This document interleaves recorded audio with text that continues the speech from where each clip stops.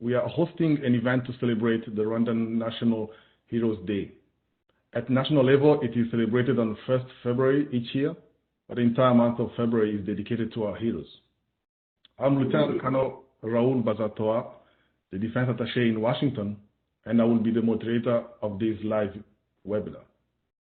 Before I ask Ambassador Mathilde Mukantabana to introduce our guest speaker, I would like to cover a few housekeeping topics. Today's webinar is being recorded. We will be able to share a link with you after the event is complete. We also invite your comments and questions. Please look at the Q&A chat box on your screen and send your questions, comments to presenter. If you think of a question for the speaker at any point, just type it in there and I will pose it to our speakers at the time or hold it for the discussion portion at the end of the event.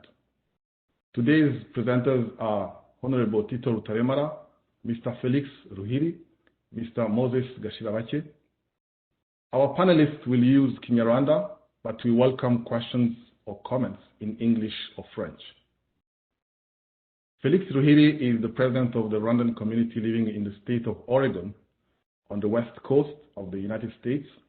He is a husband and father of 2 boys. Moses Gashirabache is a business and community leader in Canada and recognized for his civic engagement. Moses has a degree in political science and business law. Muri aka kanya nagira ngo nsabe Ambassador Mathilde Mukantabana kutugezaho ijambo ry'ikaze no kwakira umushyitsi wacu w'icyubahiro muri iki kiganiro. Ambassador, ijambo ni ryanyu. Murakoze cyane Lieutenant Colonel Raoul, nyakubahwa mutumirwa wacu mukuru Tito Rutaremara, bayobozi b'umuryango w'abanyarwanda muri Canada na Leta Zunze Ubumwe za Amerika, bavandimwe banyarwandakazi. Mu izina rya nyakubahwa High Commissioner w'u Rwanda muri Canada Prosper Higiro, ndetse n'abo twafatanyije mu gutegura ibi bikorwa by'uyu munsi muri za ambasade zacu zombi, munyemerere mbanze mbakire kuri uru rubuga kandi mbashimye cyane yuko mwaje kudutera iyi nkunga. Twishimiye kubana namwe kandi tubahaye ikaze. Nyakubahwa Tito, abanyarwanda batuye muri Amerika y'Amajyaruguru, byimazeyo twabashimiye cyane ko mwaje kutuganiriza. Twese twiteguye ubunararibonye bwanyu ku bijyanye n'amateka y'ubutwari bw'Abanyarwanda mu mateka y'u Rwanda kugeza ubu. Bajya bavuga ngo agahugu katagira umuco karacika. Niyo mpamvu twe nk'Abanyarwanda dushyira imbere umuco wacu. Akaba ariyo mpamvu biduhesha ishema ko mwese mwaje ngo twizihize imwe mu ndangagaciro kacu karanze umuco wacu, ubutwari. Hari umuntu wavuze ngo igihugu kitagira intwari kiba gikennye cyane, ariko ikizifite ikiziha agaciro kibateye. Twe rero nk'Abanyarwanda tugira amahirwe kuko igihugu cyacu cyaranzwe kandi cyubakwa n'intwari. Ibyo Honorable Tito aza kubituganiriza mu buryo burambuye, ariko amahirwe tugira akomeye nuko tutibagirwa intwari zacu. Ni byiza rero ko twese twahuye no kwibuka kwizihiza imanzi, imena n'ingenzi. Intwari zaranzwe no gukunda igihugu, ubwitange n'ibikorwa by'indashyikirwa kandi by'ingirakamaro, babaye inyangamugayo, batatinye kwanga ikibi no gushyigikira icyiza n'ibindi biranga intwari zacu. Munyemerere rero mbakire abavandimwe kandi mufashe kwakira umutumirwa wacu mukuru nyakubahwa Tito Rutaremara. Nyakubahwa Tito Rutaremara yakoze byinshi cyane mu byubatse igihugu cyacu. Reka mbagezeho gusa bikeya. Yize amashuri y'icyenda, aza kubonamo za degrees nyinshi nka muri geography na doctorate muri rural and urban planning. Honorable Tito yari umwe mu batangije umugambi wo kubohora igihugu cyacu no gucyura benshi bari barahejejwe ishyanga. Nyuma yabaye umunyamabanga mukuru w'umuryango wa RPF Inkotanyi, yabaye umwe mu bari bagize inteko inshinga amategeko y'inzibacyuho, ibyo bita Member of Transitional National Assembly, nyuma yaho yakuriye akanama gashinzwe ivugurura itegeko nshinga n'andi mategeko Constitutional Commission. Hanyuma aza kuba umuvunyi mukuru, uwo mwanya yawuvuyemo aza no kuba umusenateri. None nyakubahwa Honorable Tito Rutaremara wayikaze, kandi uyu mwanya ni uwanyu, dutegereje inyigisho zanyu. Murakoze cyane. Murakoze Ambassador Matilda, sinzi niba munyumva, niba mutanyumva mumbwire uko ndi kure. Nyakubahwa Ambassador Matilda, nyakubahwa High Commissioner wa Canada Higiro, abavandimwe mwese bo muri Canada no Leta Zunze Ubumwe za Amerika, ubundi abashuhuje, twe turi nijoro, mwebwe muracyari kare. Ubu ni ukubabwira ngo mwiriwe, twe tuvuga ngo mwiriwe muri iki gihe, ariko ubwo wenda mwe muravuga, hari abavuga ngo mwaramutse.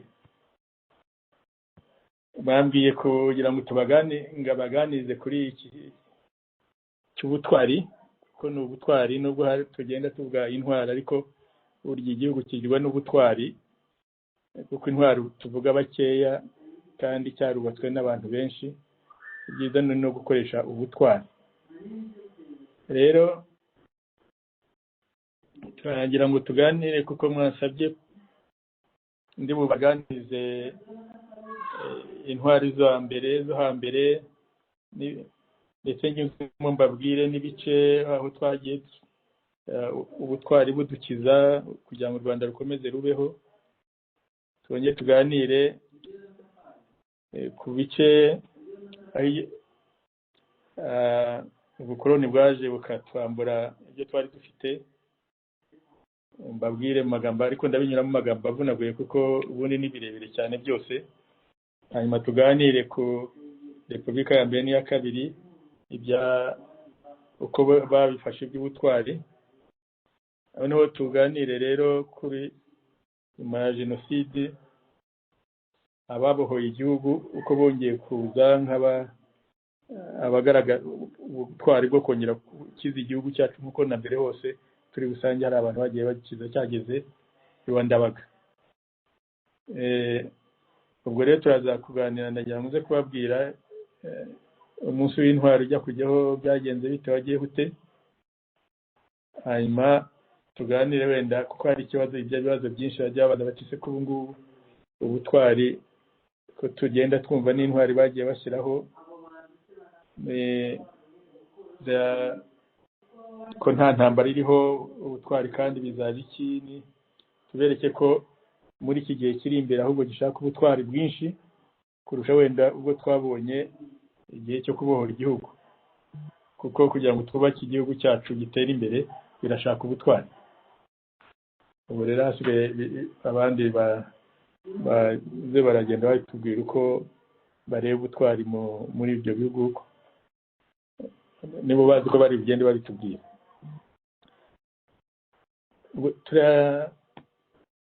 Twibuka intwari zacu cyangwa ubutwari bw'Abanyarwanda muri iki gihe, tubyibukira kuko tuba dushaka kugira ngo tubibuke, tubazirikane, tubashimire ibyo baduhaye byose. Ibintu baduhaye ni binini. Batwubakiye igihugu, baracyagura, baduha umuco n'ibindi wenda tugiye kuganira. Urumva nicyo tubashimira, kandi igihugu cyagenda kigize inzitane, habukaboneka abahaguruka bakongera bakakibyutsa. Ibyo turagenda tubiganira. Noneho mu Rwanda n'Abanyarwanda, buriya ko batwubakiye u Rwanda bakubaka n'Abanyarwanda, bakubakira n'Ubunyarwanda. Buriya badushyiriyeho na filozofi y'ubuyobozi bw'u Rwanda. Abo Banyarwanda uretse kwagura igihugu, uretse kugisana, uretse kugikote, ariko badushyiriyeho na filozofi yo kubaka igihugu cyacu ndetse y'ubuyobozi bw'igihugu cyacu. Buriya ubumwe, solidarite, inclusiveness, iyo niyo yari filozofi yayo, ndetse kwagura ubunyarwanda. Iyo filozofi rero iteka yabaga igendana n'indangagaciro. U Rwanda rwacu n'ubunyarwanda byubakaga nyine niyo filozofi, bubakwa n'indangagaciro ziriyo turi buzirebe kuko ariho turi bukuru ubutwari. Izo ndangagaciro kagira rero n'ikindi zatumaga zerekana uko abantu bifata, uko bitwara, n'abandi zarebaga ukwitwara k'umunyarwanda, uko akwiye gukora n'uko akwiye kureba ibintu.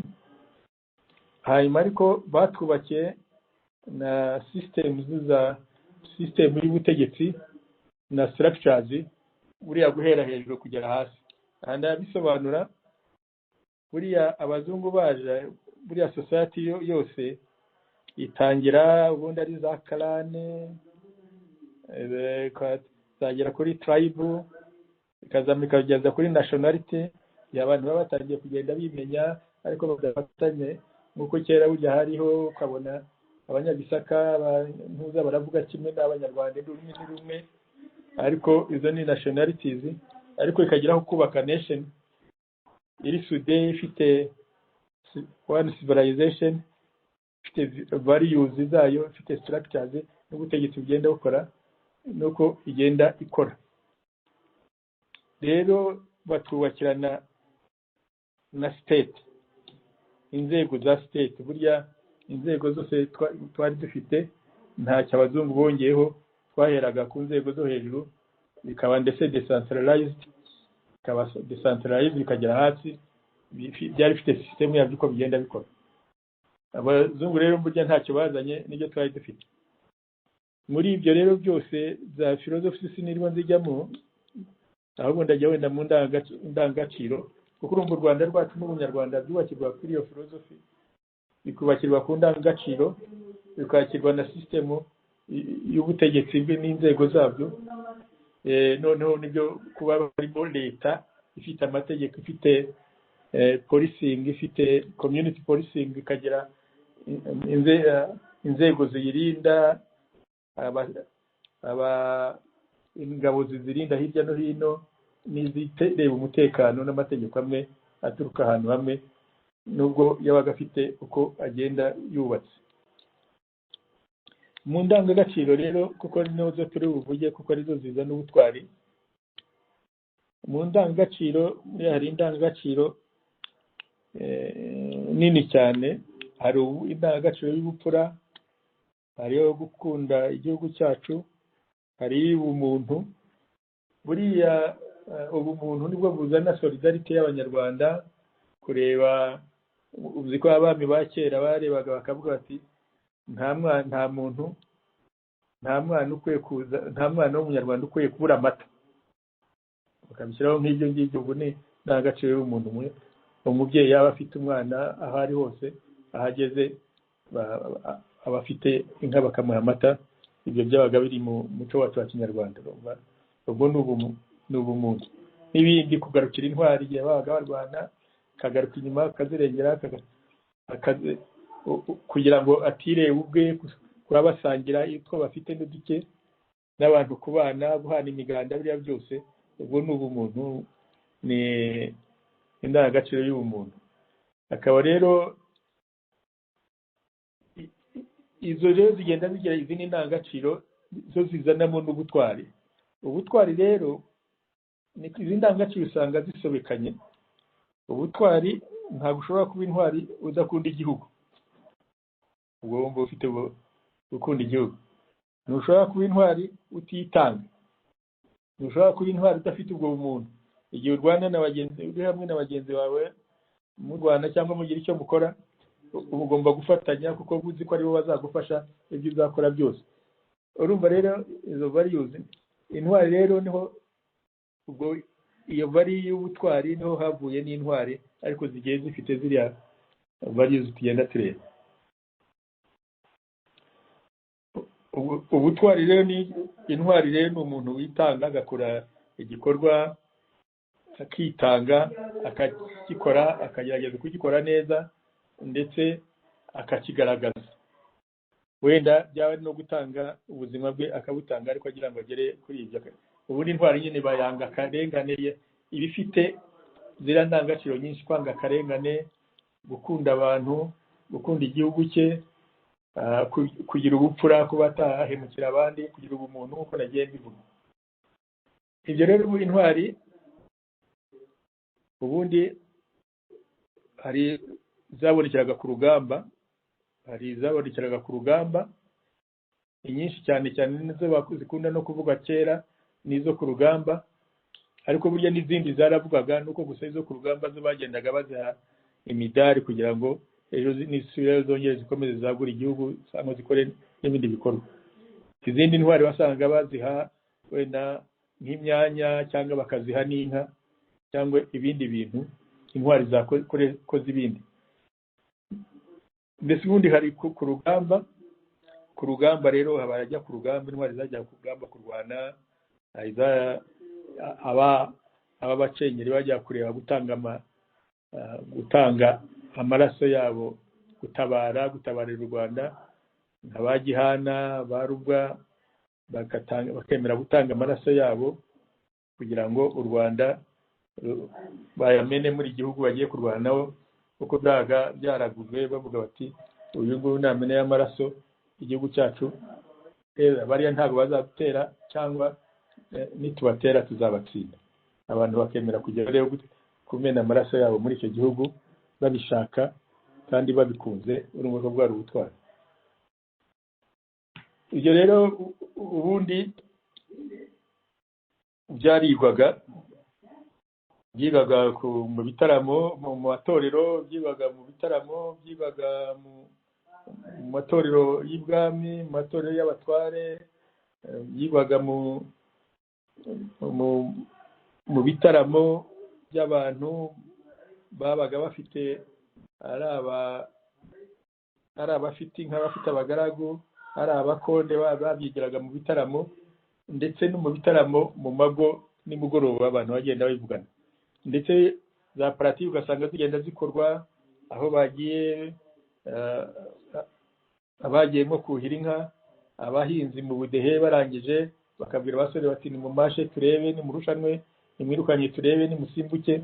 Ugasanga rero byagendaga byirwa hose mu buzima bwacu bw'Abanyarwanda, uzasanga ari byo tuzagenda tunabura nyuma. Muri ubwo rero ngira ngo twareba muri ibyo bice hari intwari nyine zagiye ziboneka, intwari zagendaga ziboneka bakagenda zo ku rugamba zabonekaga bakagenda baziha imidari. Bazumva bavuga umudende wo bambaraga, iyo umuntu yajyaga ku rugamba akica barindwi kuri iyo ntuza bari bariho, akicamo barindwi yambaraga umudende. Yaba kuri uwo mwanya bahuye na babandi muri uwo mwanya yishe 14,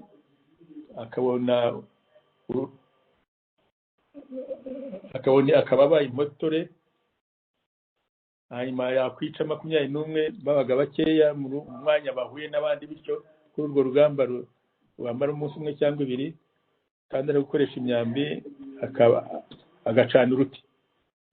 Ni nabyo turi burebe ko bajya gushyiraho intwari hariya bagiye baziha andi mazina ariko bakurikije ibyo ngibyo. Turebye rero mu Rwanda rwacu rwa kera, buriya u Rwanda uretse abarwaguye, ariko hari igihe u Rwanda rwagendaga ugasanga rugiye gushwanjagurika rugakizwa n'intwari. Nk'ubu ngubu Abanyoro ni kingdom ya Bunyoro iba muri Uganda, yari muri icyo gihe ari kingdom ikomeye itaricamo ibice bibiri, bimwe bitoro indi gumwe iri Bunyoro. Bateye muri Ankore, batera muri Mpororo, batera muri Gisaka, baraza no mu Rwanda batera u Rwanda. U Rwanda rubatsinda, ariko Abanyarwanda babanje guhunga bageze nyuma bagenda bakurikirana barabatsinda. Ubwo rero ababatsinze iyo abanyoro barugumana kuko n'ibindi bice abandi bari bagiye babyitwarira nk'abarundi nk'abo babaga duhanganye baprofitaga bagira iyo ngorane bakaza gufata ibice. Nk'ubwo u Rwanda rwari rugiye kuri igihe kigere mu kabanya no ku muhungu we igitero cya kabiri cy'abanyoro cyaragarutse none batsindirwa hariya za Kamonyi. Urumva rero ko icyo gitero iyo kigumaho hataboneka izo ntwari none u Rwanda ntiruba rwarabayeho ruba rwarazimye. Ntabwo turareba nk'igihe hari ubwo u Rwanda rwongeye rurasenyuka igihe cya Ndabarasa cya Ndahiro noneho yarirwaniye na bakuru be bigeze aho abanyabungo barabatera baraza bafata igice cy'u Rwanda kinini, ahandi igice kindi gifatwa n'abariya nabo bakomeza barirwanira abavandimwe, ariko gisigaye igisaka barafata Bugesera barafata Burundi bagenda bafata ibice byari bimeze bityo. Urumva Ruganzu Ndori niwe waje n'abandi bantu muri icyo gihe baraza, icyo gihe barongera bahuza u Rwanda batsinda bandi birukana bari baje, u Rwanda rongera u Rwanda. Ubwo rero iyo hataboneka izo ntwari icyo gihe cya Ruganzu ntabwo u Rwanda ruba ruriho. Urumva ko intwari n'ubutwari bugenda uretse kwagura u Rwanda no gukora biriya byose byangombwa bariya kuzana umuco, kuzana amajyambere, guteza imbere u Rwanda. Hari intwari zagiye zibikura iwa Ndabaga ndetse niza gusa n'igihe cyo guhagarika jenoside. Muri icyo gihe cya Ruganzu ho nubwo usanga nuko tuvuga Ruganzu tukavuga intwari barwanyemo, ni naho ubona n'ubundi butwari. Icyo gihe cya Ruganzu yarafite kuko atagiraga nyina Demaza, bamuzaniye indi maza babita mu Kinyarwanda aba batsindirano kugira ngo bimane Nyirarumaga. Ubwo Ruganzu arimo ajya hirya no hino, Nyirarumaga niwe wayoboye igihugu, uwo mudamu niwe wayoboye igihugu arakiyobora, ni nawe dukesha ibintu binini. Burya yagize akademi ya poezi, akademi zo za akademi mujya mwumva mu bindi bihugu hirya no hino, ariko noneho no mu Rwanda byagiye bijyaho ya poezi no kwandika za poemu zivuga amateka y'igihugu uko ameze. N'ubu ngubu amateka y'igihugu tugira niwe tuyakesha. Urumva rero nawe nubwo bamuvuga nk'intwari kuko yabonye ibihembo kandi akadusigira ikintu kinini, urumva ariko ni mugore wenyine mbabwira Rubwa wari watabaye akemera ko umwana we apfa nawe agapfa akiyahura, umwana we yari afite mu nda agapfa ariko kugira ngo u Rwanda rudafatwa. Ariko hari n'abandi badamu n'abagabo byagiye bikorwa, gusa kwari gutanga urugero muri icyo gihe u Rwanda rwubakwaga ko Ruganzu aza izo ntwari zirubohora kugira ngo rwongere rubeho. Hari abari basigaye inyuma nabo barimo bakora ubutegetsi, ubuyobozi, mbese byinshi dufite muri iki gihe dukesha bagiye bashyiraho umusingi wabyo.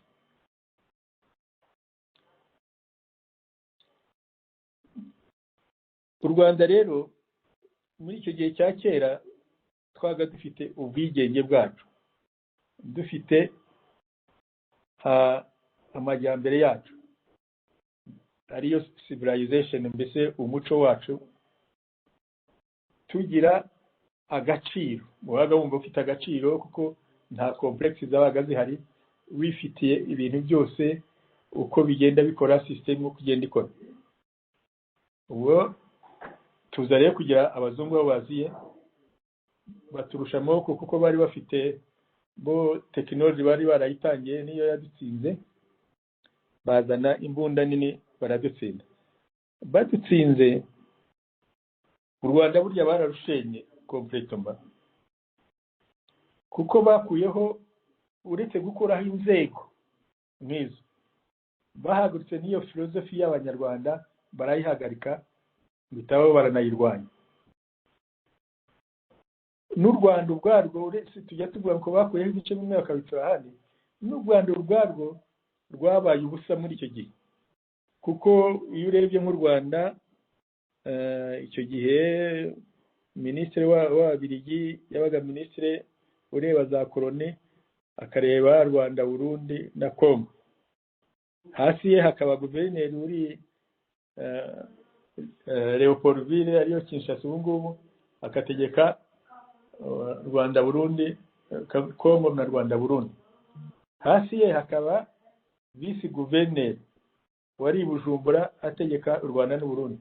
Ariko iyo visi guverineri burya ni nka Bukavu yabaga hari n'ahandi byanganaga na province ya Congo, za province za Congo. Urumva ko ubwo twari tubaye na province ya koloni, ndavuga u Rwanda n'u Burundi.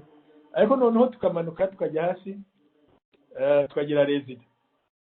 Ubwo urumva tugiye hasi ya za Bukavu, wenda dushobora kuba turi nka ka district muri icyo gihe.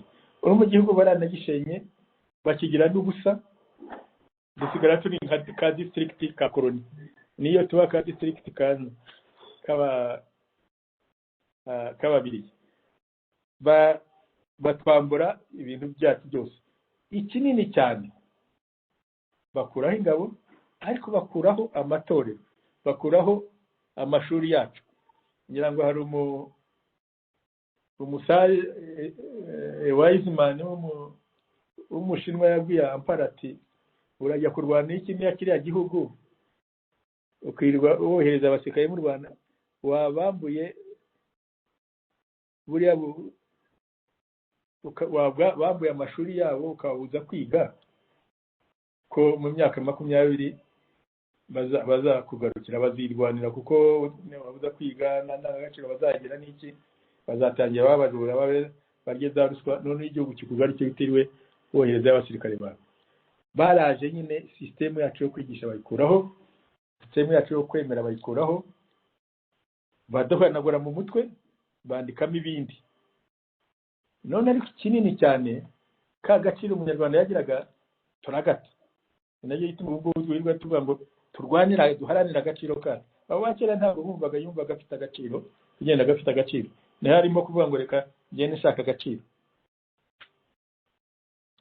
Ubu rero nibyo batwambuye baduhindura burebure. None bazanamo n'amacakubiri, atangira kuvuga ngo abangaba basaba batya, bameze batya, kubera ko bari basanze y'amajyambere ateye imbere na leta zubatse neza. Muri bihugu by'iwabo ahenshi bari bataragera kuri leta, mu Budage bari bataragera muri Italiyani bari bataragera kuri leta. Usanga ibihugu bifite nka leta iri hamwe, leta ya leta ari Ubwongereza, Ubufaransa, Abanyarusiya na Autriche, Austria, ibindi byose babaga bakiri mu nationality ziri hirya no hino. Ariko nyuma yaho nibwo Bismarck n'abandi bagendaga bahuza leta zabo y'Ubudage ikaba leta n'indi nk'iyi bakabishima. N'abari Ababiligi nuko nicyo gihe ubwo badutegekaga bwose. Aho abo ko batwishe batuhindura burebure, batwambura agaciro, batwambura ibyacu byose, dusigarana ibyabo nabyo ntitwabimenya neza, hanyuma batuzane n'amacakubiri. Ayo macakubiri rero niyo yagize muri politiki ya leta zabanje. Amacakubiri yari aho ngaho ari bayavuga gusa, ariko noneho yakoreshejwe muri politiki niyo yazanye ingorane twagize. Amacakubiri yari ahari muri Repubulika ya mbere yazanye ingorane igihugu cyagize. Mbese aho kongera kugira ngo barwane bashake uko bagarura igihugu bakizane, nubwo ubwigenge bwari bwabonetse, basigaye bari mu maboko yabo, hari mu kwigisha, hari muri ekonomi n'ibindi byose. Ndetse ya macakubiri bahindura politiki, iyo politiki bashyiramo no kwica abantu, no kwicana, no kwirukana abo, kwigizayo aho mutari bamwe, aho mutatekereza kimwe. leta ya mbere niko byagenze na leta ya kabiri ni nabyo byaje kuzamo jenoside kugira ngo abantu bose ibyo byo barabizi. ubwo abantu baragenda batubaza, ndabyihutisha kugira ngo abantu baze kuza kubaza ibibazo. aho igitekerezo cyagiye rero cyo kureba mu mbese ariko u Rwanda rwacu kutibohora kugira ngo urwo rwongere rujye, kuki tutarwanya amacakubiri, kuki tutarwanya ziriya ngeso mbi zihari, tugakuraho ubutegetsi bubi buhari, noneho u Rwanda rukaba rwongera guhamagara rero abandi bafite ubutwari kugira ngo babyitangire. Nibyo byazanye intambara yo muri 90 bikurikiraho na jenoside yabaye, babandi bakoze nyine uko bakoreye amacakubiri ageze aba jenoside. Iyo ntambara rero abantu b'intwari barongeye barahaguruka, abari inyuma bafatanya n'abari imbere, nubwo wenda bari inyuma bakoreshaga intwaro, arabari imbere bazaga bakasanga bakoresha, ariko hari n'andi maparti yari ariyo ari ku rugamba rwa politiki arwanya icyo kibi. Izo leta ivaho noneho kuko igihugu cyari cyasenyutse cyageze wa Ndabaga, kwari ugutangira kikubakwa. Nanone abo bantu basigaye bose ari aba RPF ari n'andi maparti bafatanyije, none batangiye kongera kubaka u Rwanda. Ubwo ni ubutwari bwo kubaka u Rwanda barukuye ku busa, bagenda barwubaka buhoro buhoro. Muri icyo gihe rero ni nabwo icyo gitekerezo cyaje cyo kuvuga mu gese ko u Rwanda rwacu bagize abarwubatse, kagira abaruhaye ubunyarwanda, kagira abahaye igihugu, kagira abagiye bakirwanira kiyageze habi bakakigarura, n'ubu bikaba bimaze kuba kuki izo ntwari zitakwibuka. Izo ntwari rero nibwo abantu bageze kuvuga bati reka dushyireho intwari tuzirebe tuzishake, ndetse bashyiraho komisiyo. Iyo komisiyo nanjye nari nyirimo, yo kugira ngo barebe kureba ubutwari n'iki, izo ndangagaciro z'ubutwari, kureba mbese intwari zacu twazibuka dute, twazibuka ryari. Izo komisiyo niyo yagiyeho, abantu rero bajya babaza ibibazo bati mbese kuki yabaye mu kwezi kwa mbere kaba ariho mpera, buriya kuba mu kwezi kwa kabiri, buriya ubundi kera abanyarwanda umwami n'abandi bibukaga abantu bapfuye n'abapfuye bapfira igihugu mu kwezi kwa gatanu. Hari icyo ubereka, ngiye kubabwira ijambo wenda sinzi bamwe bari burimenye. Ukwezi muzi ukwezi kuriya kwejeje ngo mugira amashanyarazi, mushobora kuba mutajya mukubona, muzajye ku gasozi ahatari amazu muzabona ukwezi. Buriya hari ukwezi iyo kwakuze kukaba kunini bakwita inzora. Ukwezi kwabaye inzora, kwabaye kunini guturuka hariya aho kubonekera ukabona kuratukura bakakwita inzora. Mu kwa gatanu rero muri mata mu nzora y'amata nibwo bibukaga nyine ko babaga bavuye mu itumba n'ibindi, bavuye inzara y'itumba n'iki maze gushira n'iki, ugasanga ariho bibukira abantu bari barapfuye bapfiriye igihugu n'abapfuye bose bagenda bibuka. Niho rero byagomba kujya. Ariko rero mu kwa gatanu ntiwashyiraho umunsi mukuru ariho ari twari mu ngorane, ariho twagize ingorane nini ya jenoside. Birashakishwa tutibikire mu kwezi kwa 9 kwa 10. Muri ayo mezi hari iminsi mikuru. Icya mbere cyatumye bitajya byaragiye no ku itariki ya mbere Ukwakira, ariko biranga kugira ngo natwe ubutwari tutazitiranwa gusa ko ari buriya bwa RPF, hari n'abandi ntwari hirya no hino, ariko si cyo kinini cyane. Ikinini cyane ni uko ari igihe u Rwanda rwajyaga rugenda rwibuka. Icyo gihe nicyo gihe ni mu gihe cy'imiganura, umwaka urangiye abantu baganura n'ibindi, habaga hari imyaka twagira ngo bifate character ya ntuza y'ikinyarwanda. None washaka ahantu aho abanyarwanda hatari iminsi mikuru myinshi, kandi aho abanyarwanda baba bameze neza, abanyarwanda mu byo kurya no mu bindi bihagije. Buriya mu kwezi kwa kabiri nibwo bavuye muri baravuye mu itumba, barahinze imyaka imaze kwera, amasaka y'amahore, atari amasaka ariya y'umwaka, n'aya masaka y'amahoro ubwo ni muzi icyo ari cyo. Ni amasaka yera yo mu kwezi babiba mu kwezi kwa karindwi, cyangwa aturuka mu bisigati byo mu kwezi kwa karindwi, bamwe kwa cyenda, kwa cumi, akera mu kwezi kwa cumi na mu kwa mbere n'ukwa kabiri. Ariko cyane cyane ubundi ni ibishyimbo biba byeze. Muri iki gihe tweze ibigori byinshi n'ibirayi n'iki biba byeze. Niki cyatumye bavuga ngo reka tuyishyireho uwo munsi. Noneho za ntwari nk'uko bagiraga intwari y'umudende, intwari ifite impotore, yambaye impotore, n'intwari icanye uruti, dushyiramo ibice bitatu.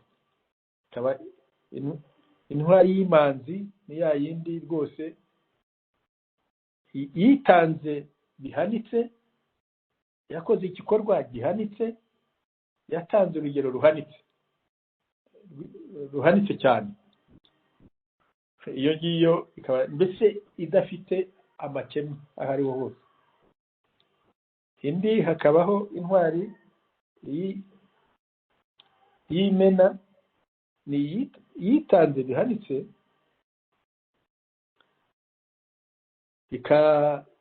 ikagira igikorwa gikomeye, wenda kitahanitse ariko gikomeye, hanyuma igatanga n'urugero ruhanitse. Ushobora guhanika cyangwa utagize, ariko urumva ko baba bafitemo igice. Undi ni bwose biba biri ku murongo wo hejuru. Akaba rero n'ingenzi nabyo igihe birimo bigenda bimanuka ariko bimeze. Bariya rero tujya gutanga amazina twabanje kujya kwiga ndetse ngo turebe ku bakera, hanyuma leta niyo yatugiriye inama n'abandi batari ko nimutangirire ku bantu bazwi bavuba, nibura urubyiruko rumenye ku bavuba. Nicyo cyatumye mubona tutangira ku bavuba, abakera ntibagize. Ngira ngo komisiyo iriho ubu ngubu iragenda yiga n'abandi, ikiga n'abakera bariho ubu ngubu. Niko guhera kuri umusirikare. Uriya musirikare abahagarariye ubutwari, abandi basirikare bose bagaguye ku rugamba guhera igihe cya Gihanga kugeza n'ubu ngubu bakigwa ku rugamba baharaniye igihugu, ariko baba bahagarariye ubutwari. Imanzi rero nazo ni umuntu ariko abahagarariye ubutwari bw'igihugu, bagiye bagikura mu mage cyangwa bagiye bacyubaka kugira ngo kibe kuri iyi n'izindi nk'izo ngizo. Hanyuma ubutwari rero ubwo ndabyihutisha, umunsi uraba uba iteka itariki ya kabiri, ariko reka turebe ubutwari. Hari abajya babaza ibibazo bati se intwari ubundi abantu bari bariho bajya kurwana bagira bate, uko nta mirwano ihari, si ubutwari buzaba iki, intwari muzabona izihe? Mbese ubutwari burakenewe muri iki gihe ko ari amahoro? Ubutwari rero bukenewe cyane kurusha ubwa mbere. Buriya abakurambere batubakiye igihugu bagiha umuco, civilization, bagiha structure z'ubutegetsi, bagiha values, none bagenda bacyagura, ariko tuza gutsindwa nyine kiragira. Ubu rero noneho twarabibonye ibyo ngibyo na values zaragarutse, ariko agaciro kacu umunyarwanda yagiraga ntiturakabona. Ubu turagenda tukiha. Kera umunyarwanda yabaga gafite, ntabwo yavuga ngo simfite agaciro, yabaga ari hose yabaga yemye. N'ubu ngubu biratangiye agenda yemye. Igihe cyose tugifite aho twumva ko turi inyuma, ntabwo twagira agaciro kanini. Nk'ubu ngubu hari ibihugu byinshi muri iyo myaka 100 byadusizeho imyaka 100 ndetse dusigaye imyaka 200, kandi tugomba, ibyo bihugu ni nabyo byadutegetse, n'ibyo n'ubu ngubu bigenda bitanga ibyo bishaka. Niyo wumva ushatse kuba vugutereka nigire n'ibyo uriho, ugomba kugenza buhoro munataye utakanga rutenderi. Ejo wenda dore niho covid yaje, niho bavumbura imiti batawunyima, reka ngire ntya, ukumva ubu rero ntabwo kwa kuvuga ko agaciro ntikaba kuzuye. Ubu rero urubyiruko ruriho, abakera bakoresheje intwaro zabo bubaka iki gihugu, abo mu gihe cyacu bakoresheje intwaro bari bafite barakibohora. Ubu rero muri iki gihe ni ugukoresha intwaro iriho n'abandi bakoresheje ya science and technology, kugira ngo ubutwari rero bwabo nibwo nibakoresha science na technology bashingiye kuri values zabo bafite, bashingiye kuri historical ubutwari bw'abanyarwanda bagiye babona, bashingiye kuri structure zacu twashyizeho na governance, bashingiye kuri philosophy y'ubuyobozi bwacu, bakazana kakoresha science na technology, bakagira innovation. Noneho abadusize imyaka 200 tukabafata mu myaka 20 cyangwa 30. Urumva ko bishaka ubutwari bunini cyane. Ngira ngo mwabwirwa ni nabwo bari bugende batubwira ko ubwo butwari buzaba buri. Ngira ngo banyakubahwa ambassadors, nanze kurondogora mbabwira byinshi, ubwo nihagire ibibazo ndaza gusubira inyuma ngende mbibabwira. Murakoze. Murakoze cyane honorable Tito Rutaremara kuri aya magambo meza mutubwiye, kuri mudusubiriyemo amateka y'ubutwari kuva mbere y'ubukoloni kugeza ku munsi w'ubu ngubu. Nagira ngo nsabe ko mbere y'uko ntangira ikiganiro n'abandi twatumiye none ari bo Moses Gashirabake na Felix Ruhiri, tubanza tukumva indirimbo abana b'abanyeshuri b'abanyarwanda biga muri Nebraska, kuri University ya Nebraska. Hanyuma noneho nitumara kumva iyo ndirimbo nibwo tubitangira mu kiganiro nabo bashyitsi bandi. Murakoze. Muraho neza, turabashimiye cyane kubwo kuduha uyu mwanya mwiza ngo tubashe kwifatanya n'abanyarwanda mu kwizihiza umunsi w'intwari. Indirimbo tugiye kuririmba yitwa Mama, ni indirimbo nziza cyane ya Jules Sentore. Iyi ndirimbo hano turi kugereranya igihugu na mama, kuko igihugu cyacu nacyo ni umubyeyi wacu. Iyi ndirimbo turagira ngo tuyiture intwari zose z'u Rwanda zitangiye igihugu kugira ngo kibashe kuba kigezeho kiri ubu ngubu. Iyi ndirimbo mwese kandi twese itunyure. Murakoze cyane.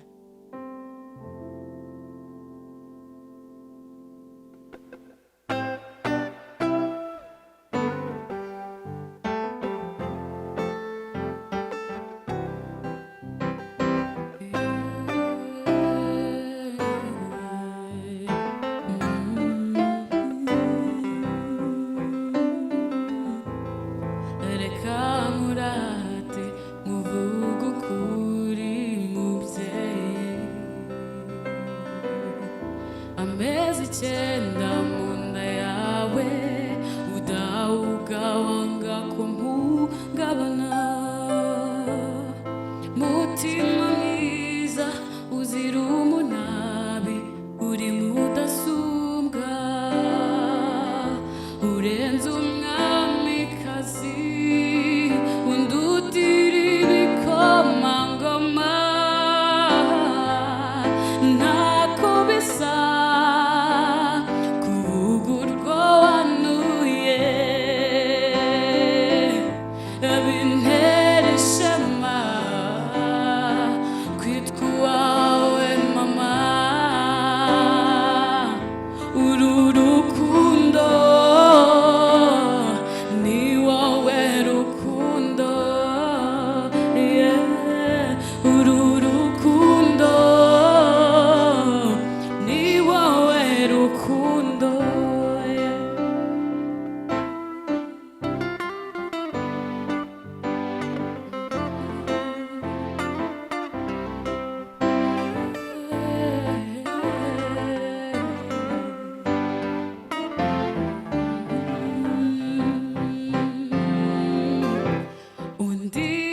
ishavu undinda amarira undinda kwigunga umbera ubuzima umbera ibyishimo nakungana iki wambaye hafi untoza kuba umugabo uwanze kungira umugayo untoza kuba umugabo ntako bisa kuvuga urwo wanuye Rwanda untera ishema kwitwa uwawe mama uru rukundo ni wowe rukundo uru rukundo ni wowe rukundo umusumba utaragirira ibihembo ure mpamyabigwi ururimi rwawe rukabituze urugero rwawe nzarutora ntacyo mfite nakwitura ugabiye rurema uwaguhanze aguhore hafi azakurinda amakuba yose ntako bisa kuvuga urwo wanuye Rwanda binteye ishema kwitwa uwawe mama uru rukundo ni wowe rukundo Rwanda ni wowe rukundo uru rukundo ni wowe rukundo Rwanda uru rukundo intwari zacu ni wowe rukundo rukundo ni wowe rukundo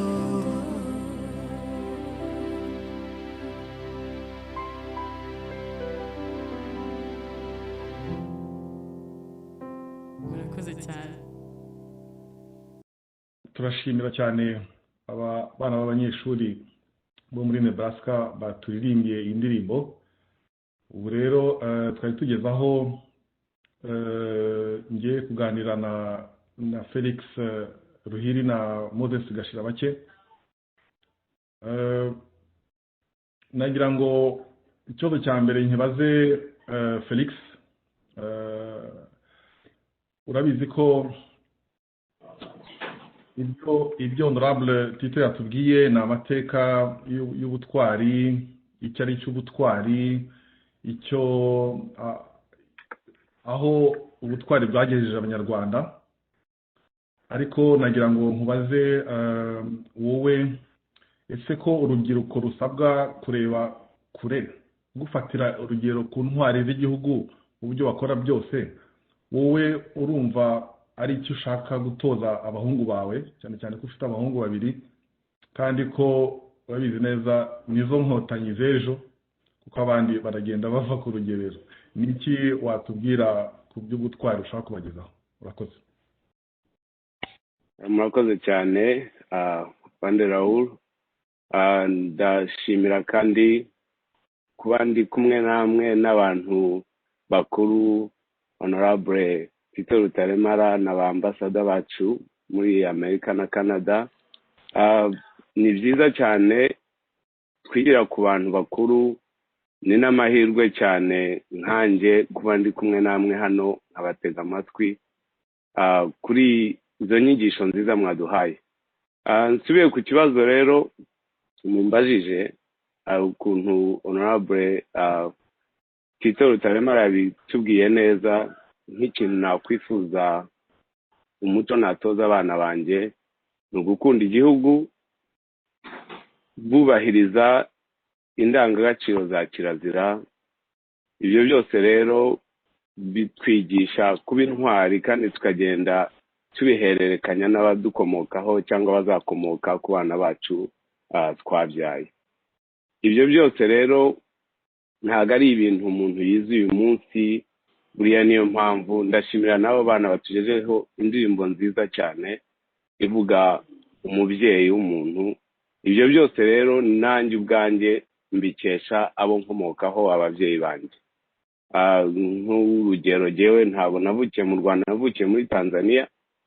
Abo tuvukana bose ari bakuru banjye, bashiki banjye, abashoboye gutabara igihugu, ari abariho hari n'abatakiriho. Iyo ni umuco w'ababyeyi bacu badutoje. Twari mu mahanga ariko ntitwigeze duta umuco. Uwo muco batwigishije twarawukuranye kugeza aho abantu biyemeje kuva mu miryango yabo bagatabara u Rwanda, kugeza aho natwe tugiriye amahirwe yo kugeramo. Ibyo byose rero ni ubutwari bwatangiye kera, nk'ukuntu Honorable yabivuze. Mu bakurambere bacu bagenda babuhererekanya bugera ku babyeyi bacu. Ababyeyi bacu badutoza gukunda igihugu nubwo tutari tukirimo, kugeza igihe tukigeremo. Ibyo rero ni byo gushimira cyane, kandi natwe nubwo tuvuga ngo ntituri mu Rwanda, ariko nicyo kintu duharanira kwigisha abana bacu badukomokaho hano. N'ikindi kintu kituranga ari nk'intego yacu, cyane cyane ndavugira umuryango nyarwanda uri mu burengerazuba bw'amajyaruguru ya Amerika, muri Oregon. Intego yacu ni uguteza imbere umuco nyarwanda, tuwigisha abana bacu badukomokaho, no kuwigisha kwerekana umuco nyarwanda mu banyamahanga duturanye. Ndumva ariko nabisobanura. Murakoze. Urakoze Felix ku bisobanuro duhaye, uburyo ubona ubutwari n'icyo cyane cyane wumva ko tugomba gutanga. Tugomba no kwigisha umuco wacu ku bana bacu, ariko tukanabereka n'abandi tubana nabo inaha mu mahanga aho tuba, wa mugani bakajya banareberaho, kuko umuco wacu watugejeje kuri byiza cyane. None nagira ngo mbaze ikibazo Moses. Hagamije gukomeza kubaka u Rwanda, hari ibintu abanyarwanda cyane cyane urubyiruko rusabwa, harimo gukomeza kwigira ku bakurambere b'intwari n'abandi bantu bakora ibikorwa by'ingirakamaro, cyangwa gukunda umuco wacu, kurangwa n'indangagaciro z'umuco nyarwanda. Kandi izo ndangagaciro Honorable Tito Rutaremara yazitubwiye. Wowe se watugezaho iki, uburyo ubitekereza cyangwa uburyo byakugiriye akamaro, uburyo izo ndangagaciro zishobora kuba zarakugiriye akamaro mu buzima bwawe kuva uvuka kugeza ubu ngubu aho uri muri Canada? Urakoze. Urakoze cyane Bwana Moderator Lieutenant Colonel Raoul. Nagira ngo kandi nshimire abagize uruhare mu gutegura iki gikorwa cyiza cyo kwizihiza umunsi w'intwari zacu z'u Rwanda. Nshimira cyane cyane embassy zacu bo muri Amerika no muri Canada. N'abanyakubaha namwe ndabashimira. Ibyo koko nk'uko Honorable Tito yabivuze, ubutwari bw'abanyarwanda ni ikintu dusanga mu muco wacu, kandi uwo muco wacu w'u Rwanda navuga ko ari nka compass, cyangwa ikintu kitwereka icyerekezo cyaho tugomba kugera. Nk'uko rero mwari mubibajije, ndumva yuko uyu muco wacu, kandi umuco wacu dusangamo ibintu byinshi, yaba ururimi rw'ikinyarwanda nk'uko mugenzi wanjye Felix yabivuze. Usanga abanyarwanda benshi niba bataravukiye mu Rwanda, wenda bakuriye mu mahanga, ugasanga izo ndangagaciro ziri mu muco wacu, mu rurimi, kuriye mu rurimi rwacu, aricyo kintu kidufasha kugira ngo dusigasire ibyacu. Ariko cyane cyane mvuze nko ku rubyiruko, usanga nk'abakurira mu mahanga, usanga baba bafite imbogamizi zitandukanye mu rurimi, nanjye ndimo ariko nasanze iyo ushyizemo umuhati ukiga ururimi rwawe burya hari byinshi umuntu yiga. Tubiye ku kibazo cyanyu, bimwe mu byo dusanga mu muco w'u Rwanda nabonye kandi dukwiye gushingiraho mu kubaka u Rwanda rwacu twifuza, navuga nk'ibintu 4-5 bikurikira. Guharanira kwigira no kwihesha agaciro. Nk'uko Honorable Tito yabivuze, usanga nk'igihugu cyacu cy'u Rwanda kubera amateka twagize y'ubukoloni, ibihugu byinshi navuga ko ubu byadusize imyaka yenda kugera nko kuri 200, ariko cyane cyane icyo urubyiruko twakora kugira ngo dukore nk'icyo abazungu bita leapfrogging, ni ugukora cyane, gukoresha tekinoloji na siyanse, kandi ibyo bigomba gukorwa dukorera ku ntego. Ikindi cya gatatu numva twashimangira cyane nk'urubyiruko ni ugukora umurimo unoze kandi ufite ireme, kubera mu bihe tugezemo ubu ngubu navuga yuko iyo ukora ibintu utabikora neza bishobora kugira ingaruka mbi zo gutinda cyangwa se ugasanga abandi baragusize cyane. Ikindi nashishikariza abanyarwanda kandi nanashimira avuga nk'umukuru wacu His Excellency Paul Kagame, yafunguye amarembo atari ku banyarwanda gusa ariko n'abanyamahanga. Nizo mpamvu rero n'ikindi kintu mbona twakora ari ugukorera hamwe nk'abanyarwanda, tukareba yuko mu muco wacu wo nk'abanyarwanda gukorera hamwe byatugejeje kuri byinshi. Ikindi navuga ni uguhanga udushya, akaba ari nabonye hari iwacu urubyiruko bakoresha hari uburyo bwinshi abanyarwanda batangiye guhanga udushya kugira ngo ibyo dukora bikorwe mu buryo bubereye abanyarwanda. Ikindi cya nyuma wenda navuga ni guteganyiriza ahazaza no kugira ingeso no guteza imbere ingeso navuga kwirinda ingeso mbi zishobora kudusubiza inyuma. Cyane cyane usanga wenda kuri za social media hari abantu benshi bashyiraho ibintu navuga ari nko gukabya cyangwa kuvuga amakuru atariyo y'u Rwanda.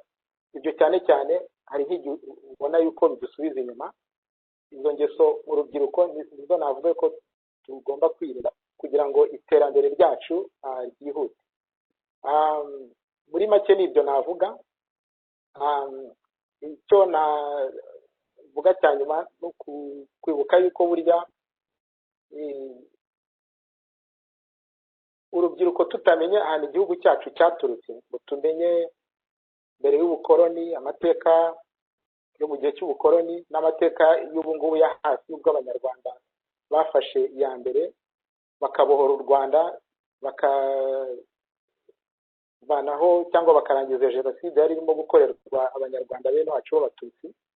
Nuko tugomba kumenya ayo mateka kugira ngo tubashe kureba imbere, tugire campus yo gushimangira uyu muco wacu w'u Rwanda, kuko iyo unarebye uko ibindi bihugu byinshi byagiye bitera imbere, yaba ari Ubushinwa bakoresheje imyaka mikeya cyane kugira ngo bagere imbere bakoresheje siyansi na tekinoloji, burya bashingiye ku muco wabo. Ntabwo rero dushobora kuvuga ngo nk'abanyarwanda turarebera ku mico y'ahandi kandi ibyo dukeneye byose tubisanga mu muco wacu. Murakoze. urakoze cyane bwana Moses, watwibukije nyine ko tugomba gukunda umurimo unoze kandi ufite ireme, gukorera hamwe, guhanga udushya, guteganyiriza ahazaza kandi no kwirinda ingeso mbi, ariko tukanashyira imbere umuco wacu w'amagani, ntiturebere ku muco w'abandi banyamahanga ibyo bakora, kuko hari bibi bivamo kandi dukwiriye kureba icyo ibyiza umuco wacu watumarira. Murakoze cyane. Hari ibibazo twakiriye ikibazo cya mbere ni icya honorable Tito Rutaremara, kiravuga kiti mwatunyuriramo muri make niba bitabagoye ibyiciro by'intwari n'aho bitandukanira, ntabwo babisobanukiwe neza. Uwakibajije yitwa Alain Ntaganda. Murakoze honorable Tito, niba mushobora gusubiza icyo kibazo. Murakoze. Hari ibyiciro bitatu. Hari imanzi n'intwari ubundi udafite icyo wajora. Kujora ni ukureba hari ikosa, hari n'iri ngiri, aya makosa manini. Ariko nibyo nabaga imanzi, kuko intwari yose hari ibintu bitatu bireberwaho. Hari ubwitange, akareba igikorwa, akareba n'urugero. Ubwitange, intwari igomba kugira ubwitange buhebuje, kwitanga nk'uko mbese iyo witanze ukagikora uti nenda ukanagipfira cyangwa ntunapfe ariko waritanze, akaba ari icyo ukora. Wenda nta nzingero kubishya umuntu areba. Iyo urebye nka Rwigema yaritanze icyo gihe cyose ku buryo buhebuje, ariko ubu na Kagame aritanga ku buryo buhebuje. Yango wenda nasobanura igituma tuvuga tuti imanzi ni bayiha aba atakiriho. Ni ukwanga ngo ntatoya ubu ngubu nyuma atazagira cya kuko ari umuntu imanzi ari umuntu utafite icyo umujoraho, ntatoya nyuma yaho atazagira icyo umujora. Wenda asubirizemo n'ikibazo, kuko hari ikibazo cyinshi abantu bajya bambaza, bavuga ati ko perezida wacu rwose ari intwari. Ni intwari cyane. Nkunda gusetsa abantu b'abanyarwanda niba bakunda kubibaza, ntabwira ariko burya ni intwari mu mutima wacu wa buri munyarwanda. Ariko we ubundi we wanabimuha. Cyokora ibibi nuko ubihinduka bigira utyo, ejo hazaza n'undi utari intwari cyane nkawe, kubera ko ariho akaba yajya muri za komisiyo bakamuha ubwo bumanzi akiriho, kandi nyuma bikazasanga ntabwo atari imanzi. Iyo tumuvuga tuti wayiha umaze kugenda udashobora kugira presiyo abandi, nicyo tugenda dusubiza. Ariko urumva icyiciro cy'intwari y'imanzi niyo udafite icyo murebaho. Yaragize ubwitange buhebuje, kwitanga ugatanga ibyawe ndetse ukageza n'aho utanga n'umubiri wawe. Hanyuma si uko kwitanga konyine, ukagira igikorwa gihebuje. Ushobora kugira igikorwa wenda nk'umuntu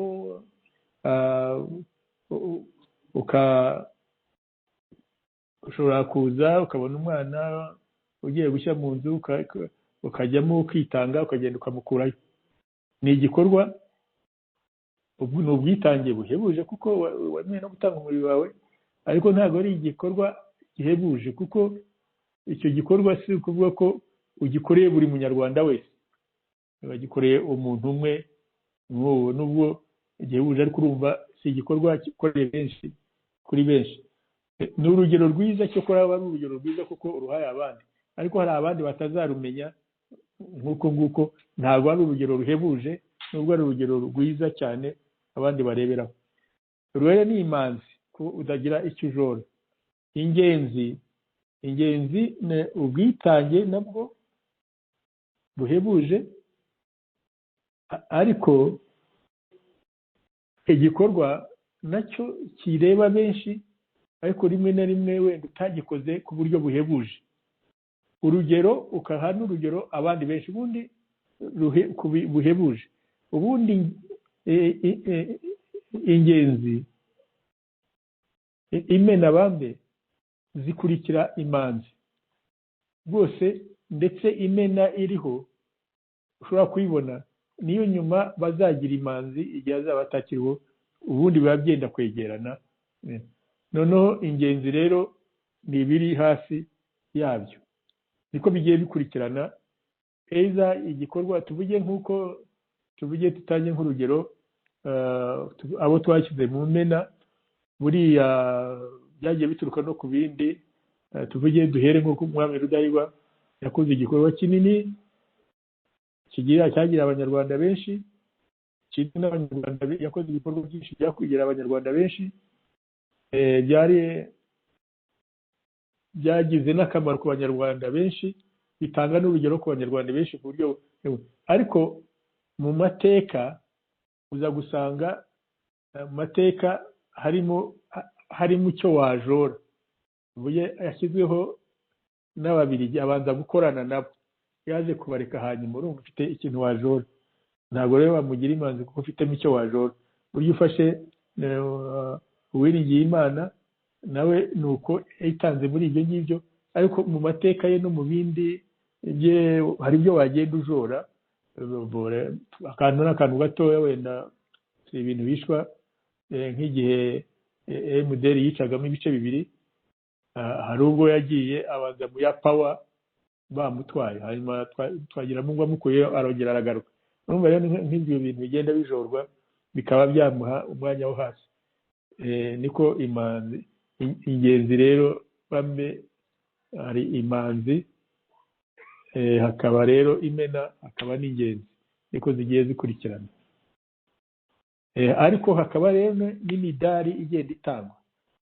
Tuvuge nk'ubu ngubu uwakoze igikorwa aba bagiye bahisha abandi mu gihe cya Jenoside bafite imidari, nabo ni intwari, bafite imidari, ariko ibaha intwari imidari kuko ntabwo haba ubwo yagikoreye abo babiri, hakabaho n'ubwo bundi kubera kwitinya habagaho hariho n'ababahishaga, akaba yaherekeza n'abandi akajya kureba aho bica, ntagire icyo akora, ntagire ate. Ariko rero akaba yarabaye intwari kuko yabaga ari ku risike y'ubuzima bwe. Abo babona imidari yindi igenda itangwa, nayo iriho, nayo igiye ifite. Ubu ngubu barimo barayiga, baragenda bayiha akamaro, uburemere bwayo, kandi nuko bigenda birutana. Ngira ngo ni ibyo nasobanuraho, cyangwa keretse niba bashaka ko ngenda basobanurira bariya bariho icyo bakoze mu magambo avunaguye. Wenda burya tuvuge nka Rwigema bo wenda baramuzi, ariko nk'umwami Rudahigwa yari umwami, niwe wakuyeho iby'ubuhake, akuraho za shiko, akuraho akazi, kandi abazungu barimo bamwangira, ashaka no kugira ngo ategure uko abanyarwanda azabona ubwigenge, bituma abazungu babimwicira. Uwitwa Rwagasana ni yari uwayinari, ari umusekreteri w'umwami Rudahigwa. We nawe yagumye muri Inari, arayikorera, arahunga hamwe n'abandi, ndetse hanyuma aragaruka avuga ati ngiye gukorera politike mu gihugu. Ahageze Kayibanda aramuhamagara ko yari kuze we, basangiraga nyina, bagenda bavandimwe, ariko banza base batabasangiraga. Hanyuma aramuhamagara ati wavuye muri ibyo ngibyo ukaza ukakugira minisitiri. Undi aramubwira ati ya sinshobora kuza muri leta y'amacakubiri, ntabwo ari byo. Aramwica mu bandi bariya biciraga mu Ruhengeri. Kugira ngo abandi wenda mutagenda mubisoma bigiye biriho. Murakoze cyane Honorable Tito.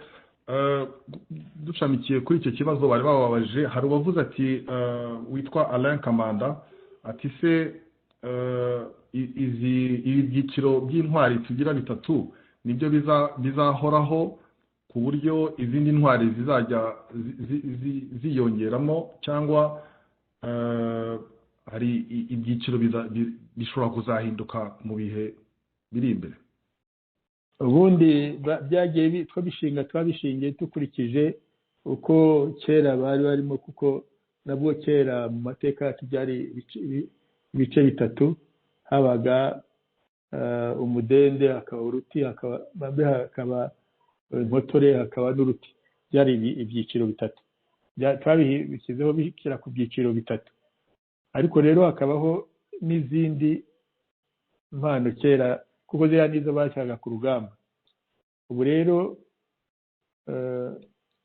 ibyiciro n'ibyo byari biriho kwiteka ko abantu kubashyira muri iyo myanya ni kuriya bizakorwa keretse abantu babonye batari ko hakwiye kubaho icya kane wenda bakaba bagishyiraho ariko muri n'ibyo byari bikurikiye n'ayo mateka yacu ko byagendaga nyuma gusa rero ubwo guhera kuri bariya nuko bavuze ngo reka duhere ku bantu bazi bakoze igikorwa cya vuba abantu bagomba kuba bavuga bati kanaka so kanaka hariya ariko ubundi byajya gukomeza mu mateka yacu ndetse no mu gihe cy'inyuma cya kera bakagenda bazigaragaza n'abakoze ibindi bitari ibyo byo kubaho kugira ngo yatanze ubuzima bwe wenda yakoze ikintu cyiza mbese ndibuka tukiri aho ngaho twari twarabanje kwiga biriya nka mbahe urugero nka Nyirarumaga nababwiraga twari twarabanje kumwigaho twumva yajya mu ntwari kubera umuntu w'umudamu wabaye igihugu kiri mu gihe cy'ingorane agashyiraho administration governance nziza akanagira n'ibyo gitekerezo cyo gushyiraho inteko y'abahanga izajya yandika amateka y'u Rwanda urumva ariko babona abagenda baza ubwo hari komisiyo ihari yindi ntabwo nzi barimo barabiga bajya baza kutubaza no kutubaza bagenda babaza n'abandi ariko nta bagiye biga n'abandi bazashyiramo ntabwo twari twarasize na bamwe twarabize ntabwo hari ariko bagiye bongeraho n'abandi murakoze cyane mbere y'uko turangiza iki cyiciro cy'ibibazo nagira ngo nsangize abadukurikira yuko uwitwa Eloi Kazigaba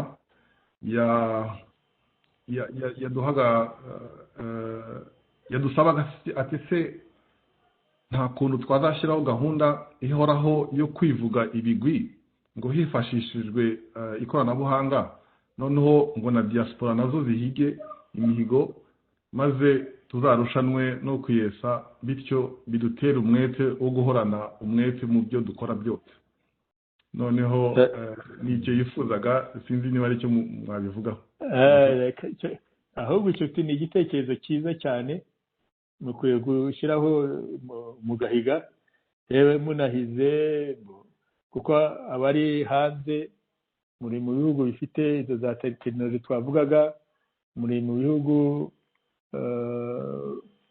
bikize bishobora mufite ibintu byinshi mwakwigiraho n'ibindi mwabigira mukavuga mugahiga ndetse mwashaka bakazasaba ko mwajya muhigura buri mwaka hamwe na za district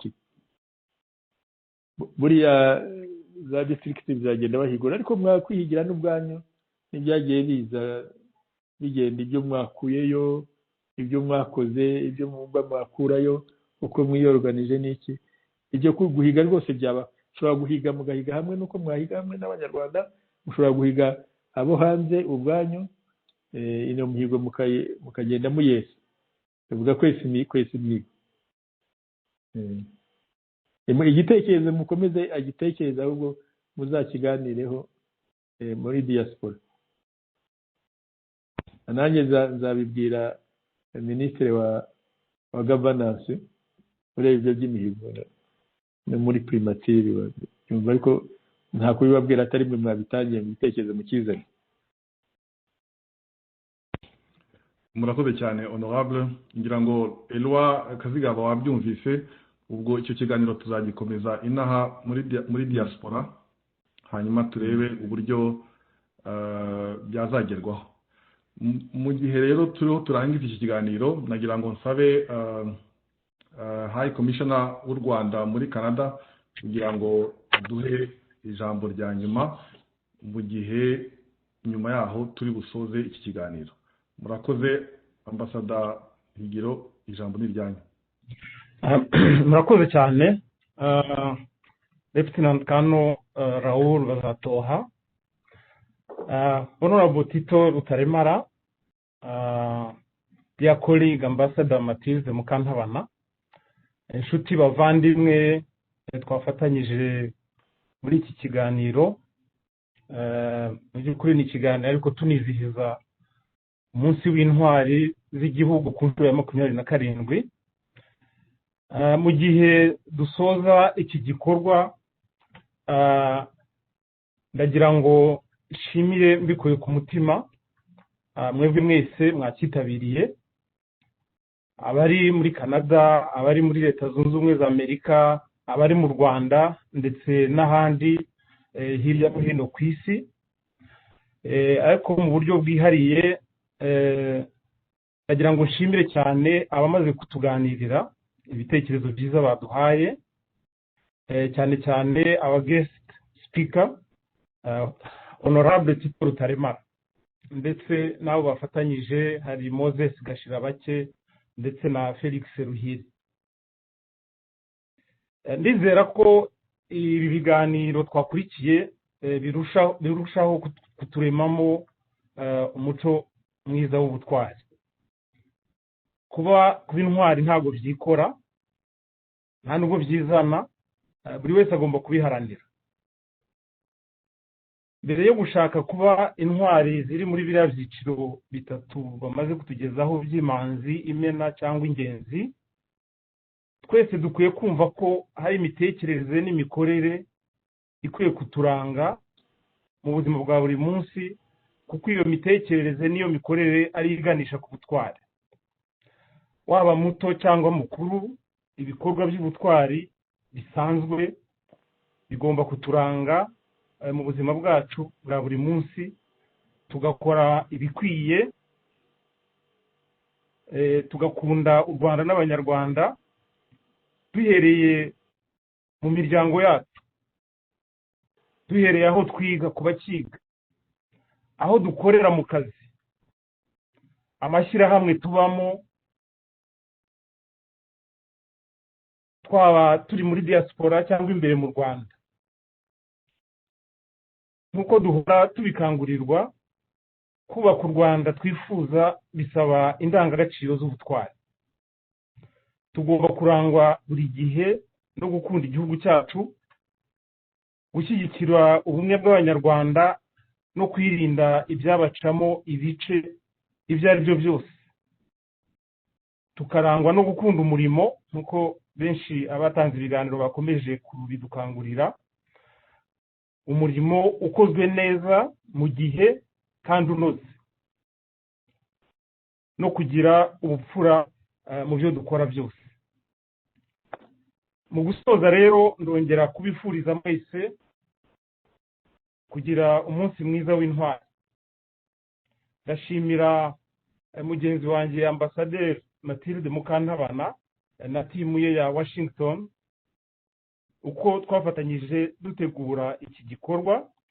Nkashimira na bagenzi banjye dukorana hano kuri High Commission muri Canada. Ndashimira na Lieutenant Colonel Raoul Bazatoha wadufashije kuyobora neza ibi biganiro, ndetse n'abandi batekinisiye n'abadufashije muri logistique zose twakoresheje muri ubu buryo bw'ikoranabuhanga kugira ngo uyu munsi mukuru wacu ugende neza. Ndaje rero basaba ko twakomeza kuzirikana insanganyamatsiko y'uyu munsi igira iti ubutwari mu Banyarwanda, agaciro kacu. Murakoze, mukomeze kugira umunsi mwiza w'ubutwari. Murakoze cyane Ambasada Higiro. Ubu rero tugeze ku musozo. Ku batashoboye gukurikira iki kiganiro, nagira ngo mbizeze harimo cyane cyane ikibazo cya Shile Karuretwa abaza ati se iki kiganiro cyaza kugaragara kuri YouTube cyangwa n'ahandi. Nibyo biraza kugaragara, nikirangira tuhita tubishyira kuri social media zacu, ari za hano kuri Embassy ya Washington no kuri High Commission yo muri Canada. Mushobore gukurikira icyo kiganiro igihe cyose muri ubonera umwanya. So murakoze ku bantu bose. Ubu ikiganiro kikaba kirangiye.